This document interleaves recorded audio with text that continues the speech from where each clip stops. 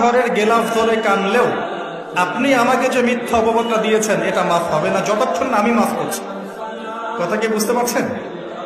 মনে করেন আপনি আমাকে মিথ্যা একটা অপবাদ দিয়েছেন এবং ধুয়ে রেখে দিয়েছেন একদম মিথ্যা অপবাদ দিয়ে। যতক্ষণ আমি আপনাকে মাফ না করছি, কাবা ঘরে গিয়ে গেলাফ ধরে কান্নাকাটি করলো এই পাপ মাফ হবে না ইনশাআল্লাহ। এই অবস্থায় মৌত হলে কি হবে? পরকালে দেখবেন আমি দাঁড়িয়ে আছি আপনার জন্য। আপনার হিসেব হচ্ছে, হিসেব শেষ। আপনি সালাত, সওম, হজ জাকাতে নেকি নিয়ে উঠেছেন, কিন্তু দেখছেন আমি দাঁড়িয়ে আছি, আমার মতো আরো 10 জন দাঁড়িয়ে আছে। ওই 10 জনকে আপনি গালি দিয়েছিলেন, অপবাদ দিয়েছিলেন, তাদের গীবত করেছিলেন, তাদের সম্পদ বা সম্মানের হানি করেছিলেন। এখন কিয়ামতের মাঠে আপনার নেকি দিয়ে এই ঋণ শোধ করতে হবে, অন্য কোনো অপশন নেই।